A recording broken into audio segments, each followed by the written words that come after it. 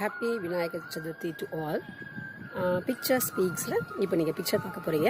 அது சம்பந்தமான ஒரு கதை அண்ட் ஒரு சயின்டிஃபிக் ஃபேக்ட் பார்க்கலாமா?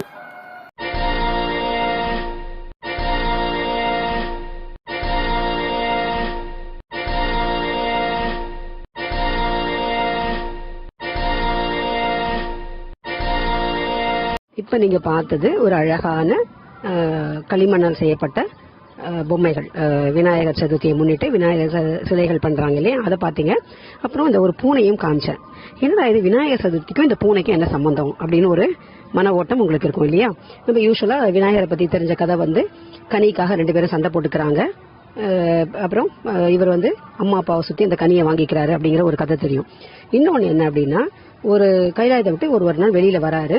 நீங்களாம் ஈவினிங் போய் நான் விளையாடிட்டு வரமா அப்படின்னு சொல்லிட்டு வெளில போவீங்க இல்லையா, அந்த மாதிரி அவர் வராரு. ரொம்ப துருதுருப்பான பையன், உங்களை மாதிரி நிறைய வாழ்த்தனம் செய்யக்கூடிய பையன் தான் வரும். அப்போ ஒரு பூனை ஒன்று வருது, அதை எடுத்துட்டு பயங்கரமா அதை பிடிச்சி, அதை பாலை பிடிச்சி சுத்தி சுத்தி போட்டு இப்படி அடிச்சு அப்படி அடிச்சு ஒரே பயங்கரமா அதை தொந்தரவு பண்றாரு. அது கத்துது. அது கத்துறதை பார்த்து இவருக்கு ஒரு சந்தோஷம்.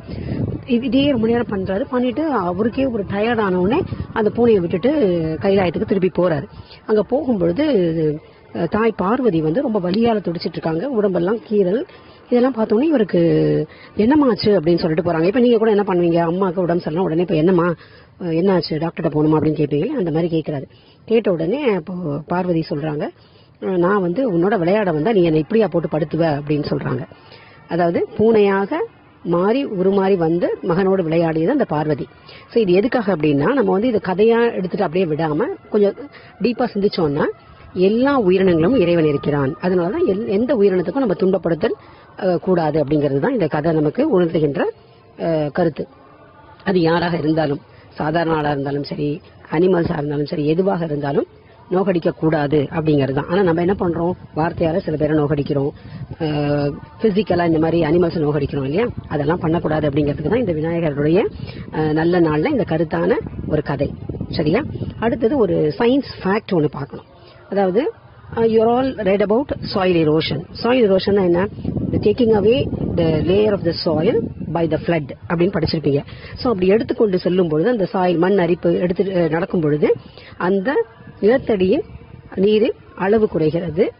அது மட்டும் இல்லாமல் அந்த மண் எல்லாமே போறதுனால அங்க செடிமெண்ட்ஸா இருக்கக்கூடிய களிமண் இல்லாம போகுது.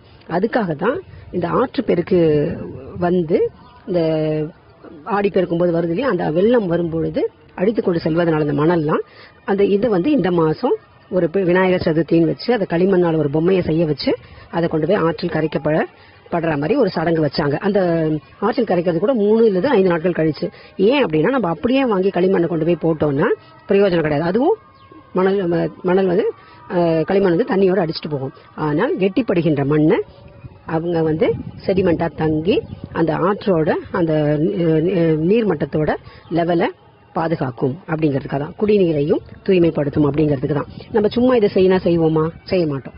அதனாலதான் ஒரு சம்பிரதாயம், ஒரு இது வச்சு இதை நமக்கு அறிவியல் உண்மையை புகுத்திருக்காங்க அப்படிங்கிறது தான்.